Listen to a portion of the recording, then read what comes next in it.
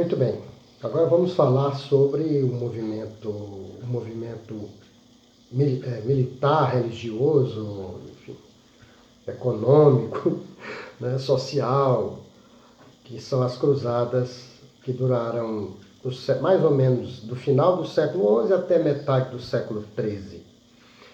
Convocadas pelo Papa Urbano II, pelo Concílio de Clermont em 1095, sob o pretexto de que os infiéis, no caso eram os turcos seljúcidas, haviam tomado Jerusalém, Belém, enfim, a Terra Santa, e tinham proibido os cristãos de frequentar seus lugares sagrados. Isso era um pretexto. Se tal coisa não tivesse acontecido, eles teriam criado algum motivo que a Europa precisava dessa guerra. Quais são as verdadeiras causas dessas expedições? E antes que eu me esqueça, o nome cruzada só aparece depois e vem principalmente dos italianos, que viam aqueles homens passando para a guerra com seus cavalos, suas mantas, com aquelas cruzes imensas no peito dos homens, nas mantas dos cavalos, nos escudos, a própria espada parecia uma cruz. Então os italianos chamavam aquele cavalieri cruzati, os cavaleiros cruzados. Aí com o tempo, né, a expressão cruzada ou as cruzadas tornou histórica e está aí até hoje. Dentre as causas nós temos o aumento populacional e a necessidade de territórios, porque se você tem gente demais com pouca terra fértil, a saída é buscar isso fora da Europa.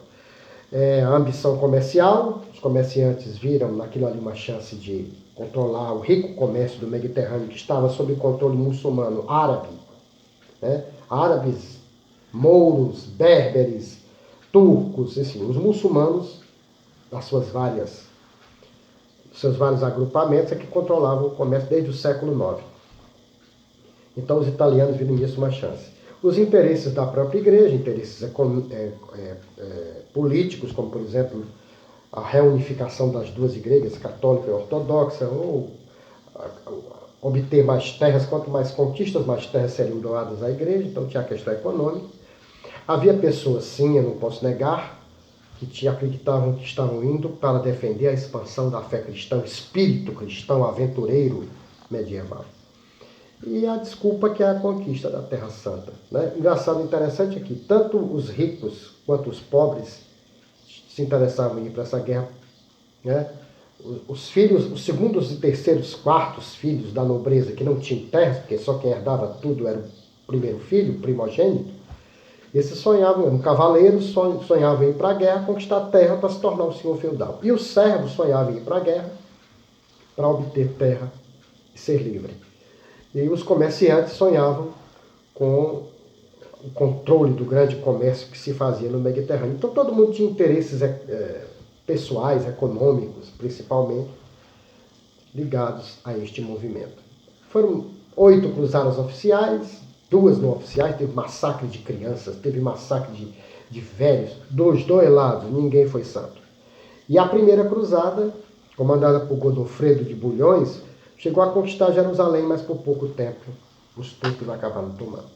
Quanto às consequências das cruzadas, a gente tem que destacar, por exemplo, o controle do Mediterrâneo passa para as mãos dos cristãos depois de séculos. Então isso vai propiciar o que a gente chama de renascimento do comércio, renascimento comercial e urbano. Além disso, a nobreza se enfraquece, leva o sistema à falência, o sistema feudal entra em decadência, os reis se fortalecem, surge uma nova classe social, a burguesia ligada ao comércio e não à posse da terra e nem à tradição. E isto é importantíssimo porque vai levar ao surgimento do capitalismo, né? A burguesia é a essência disso.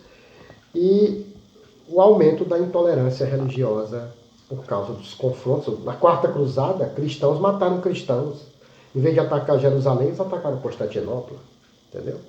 Então, aumenta. Os judeus foram perseguidos brutalmente, adoradores do diabo. Quando a guerra termina, a intolerância entre as grandes religiões só fez aumentar. Né? É isso aí.